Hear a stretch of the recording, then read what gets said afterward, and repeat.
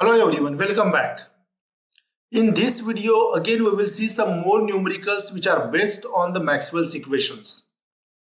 In previous videos, we have seen two numericals. Now this is our third numerical. Now if you remember the basic formulas of the Maxwell's equation unit, right, you can easily solve such a numericals.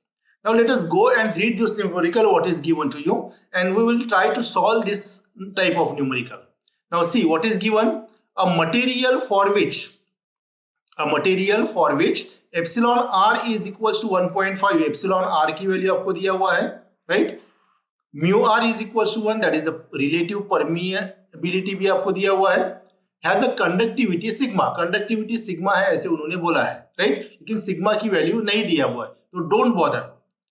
Late vector E is equals to, vector E का expression आपको दिया हुआ है 60 cos to the power cos of 10 to the power 5t into unit vector ax volts per meter. यानी vector E दिया हुआ है, that vector E is present in x direction, right. E x component दिया हुआ है, volts पर metre. Find जेसी, जेसी यानी conduction current density, right, that is conduction current density. Vector JD that is displacement current density, right. और third part में आपको calculate करना है the conductivity for which the displacement current density and conduction current density have equal amplitude. So आपको conductivity की value निकालना है जिसके लिए displacement current density and conduction current density, right, displacement current density यानी JD और conduction current density यानी JC, दोनों की वैल्यू क्या रहना चाहिए, सेम. तो अगर ये दोनों सेम है तो उस केस में आपको कंडक्टिविटी की वैल्यू निकालना है. तो we will go one by one. So first we will collect the given data. तो given data में ऑलरेडी मैंने बोला कि वेक्टर ई आपको दिया हुआ है और ये कंपोनेंट कौन सा है हमारे पास, ये एक्स कंपोनेंट है. तो आप नोट डाउन करके रख सकते हो, this is nothing but your E x, right. Epsilon r और म्यू आर आपको दिया हुआ है, तो ई दिया हुआ है और जेसी निकालना है. तो आपको जेसी का इक्वेशन आपको पता होगा, that is vector J C is equal to sigma into vector E, right. So this is your second form of Ohm's law. ये ओहम्स लॉ का सेकंड फॉर्म है, right. The conduction current density it is given at sigma into vector e. तो simply क्या कर लेना आपको, sigma unknown है तो जैसे कि वैसे रखो. वेक्टर ई का इक्वेशन दिया हुआ है, वेक्टर ई का इक्वेशन रखो तो आपको कंडक्शन करंट डेंसिटी आपको मिल जाएगा जो मैंने यहाँ पे दिया हुआ है. You can see this, I have already solve this. J C is equal to sigma into E, that is nothing but your, ये आपका कंडक्शन करंट डेंसिटी है. आपको जेसी निकालने के लिए बोला है तो इसके टर्मिनोलॉजीज आपको पता रहना चाहिए, right. This is conduction current density, right. JC is equals to sigma into E. तो therefore JC equals to sigma is unknown, ये वैल्यू नहीं दिया है तो जैसे के वैसे रखो. और E आपको दिया हुआ है 60 cos 10 to the power 5t into unit vector ax, तो जैसे के वैसे मैंने रख दिया है. तो यहाँ पे पार्ट ए का सॉल्यूशन मुझे मिल गया है, राइट. देन दूसरा हमारे पास अगर आप देखते हो आपको निकालना है जेडी, राइट. तो जेडी किस तरह से निकालेंगे, देखिए जेडी को निकालने के लिए फॉर्मूला है हमारे पास, that is sorry, JD is always equal to del vector D divided by del T, right. ये जेडी का formula that is displacement current density, ध्यान में रखना है. This is displacement current density. ये फॉर्मूला ऑलरेडी हमने देखा हुआ है, राइट. तो ये फॉर्मूला अगर आप देखते हो तो JD is del vector D divided by del T. तो हमको क्या लगने वाला है, वेक्टर डी की वैल्यू लगने वाली है. लेकिन वेक्टर डी आपको नहीं दिया हुआ है, आपको क्या दिया है, वेक्टर ई दिया हुआ है. तो इसका मतलब आपको वेक्टर डी हम कैलकुलेट कर सकते हैं वेक्टर ई से, and vector D is nothing but your epsilon into vector E. ये भी इक्वेशन हमने ऑलरेडी देखा हुआ है, right. So this is nothing but your electric flux density. Electric flux density can be express in terms of electric field as vector D is equal to epsilon vector E. ये unit number 1 में ये relationship हमने देखा हुआ है, right. तो इसलिए पहले वेक्टर डी हम निकाल लेंगे, जो वेक्टर डी मैंने पहले यहाँ पे निकाला हुआ है. देखिए vector D is equals to epsilon into vector E. So therefore vector D is equals to, अभी कौन सा मीडियम दिया हुआ है आपको, epsilon is nothing but always, अगर एयर मीडियम अगर दिया हुआ है तो एप्सिलॉन इक्वल्स टू एप्सिलॉन 0, और एयर मीडियम के अलावा अगर कोई दूसरा मीडियम दिया तो epsilon equals to epsilon 0 into epsilon R. तो that's why epsilon 0 into epsilon R मैंने यहाँ पे लिखा हुआ है. वेक्टर ई ऑलरेडी आप लोगों को रख देना है. तो एप्सिलॉन 0 की value 8.854 into 10 to the power minus 12 into epsilon r दिया हुआ है आपको 1.5. You can refer the back slides. देखिए एप्सिलॉन आर यस 1.5 आपको ये दिया हुआ है, राइट। तो एप्सिलॉन आर की वैल्यू मैंने पुट कर दिया है और वेक्टर ई आपको दिया हुआ है ऑलरेडी। तो वेक्टर ई क्या है हमारे पास, vector E is 60 into cos of 10 to the power 5 T into unit vector ax।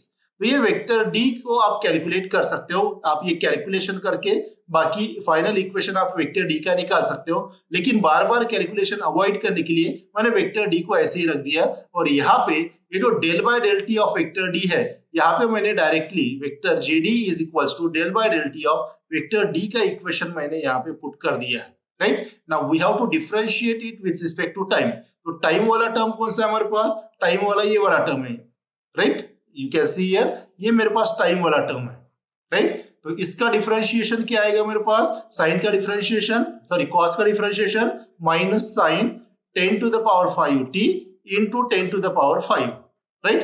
तो ये डिफरेंशिएशन करने के बाद अगर आप कैलकुलेशंस करते हो बाकी term, this multiplied by this multiplied by this into 10 to power 5, इसको अगर आप मल्टीप्लाई करते हो तो ये वैल्यू आएगी हमारे पास like this, right, 10 to the power minus 6। और साइन 10 टू द पावर 5, क्योंकि साइन आया हुआ है डिफरेंशिएट करने के बाद, तो sine 10 to the power 5 T यहाँ पे रहेगा और यूनिट वेक्टर ax जैसे के वैसे है। तो सिंपली डिफरेंशिएट करने के बाद जो भी इक्वेशन मिलेगा कैलकुलेशन करने के बाद वो वैल्यू आपको यहाँ पे रख देना है। सो this is nothing but your vector JD.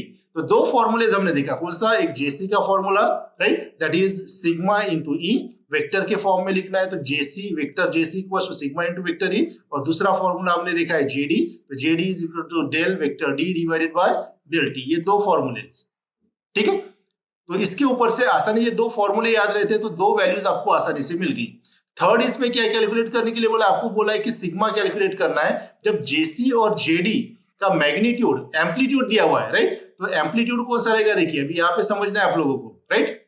तो देखिए you have to calculate, you have to find the conductivity for which the displacement current density and conduction current density have equal amplitude, right, amplitude equal चाहिए। तो vector जेसी और vector JD का amplitude कौन सा है ध्यान में रखिए। जनरली क्या रहता है हमारे पास, कोई भी इक्वेशन अगर हम लिखते हैं v is equals to vm into sine of omega T या vm cos of omega T, right, इस तरह से लिखते हैं, राइट। तो आपको पता है कि साइन या कॉस वाले के साथ जो टर्म रहता है हमारे पास, ये रहता है हमारे पास एम्पलीट्यूड, राइट। तो जेसी का इक्वेशन अगर आप देखोगे तो यहाँ पे कॉस वाला टर्म है, तो ये जो sigma into 60 this will become my amplitude of JC. ये जेसी का क्या हो जाएगा मेरे पास, एम्पलीट्यूड हो जाएगा, राइट। और जेडी का एम्पलीट्यूड कौन सा हो जाएगा, अभी देखिए जेडी हमने निकाला हुआ है, तो यहाँ पे टर्म कौन सा है, राइट। मैं यहाँ पे कुछ इरेज कर देता हूँ so it will be very clear to you, right. अभी आप देखोगे ये साइन वाला टर्म है, तो साइन वाले टर्म के साथ जो भी टर्म रहेगा, यानी ये जो हो गया ये वाला multiplied by 10 to the power minus 6, ये हो जाएगा इसका एम्पलीट्यूड, ध्यान में रखना है, ठीक है।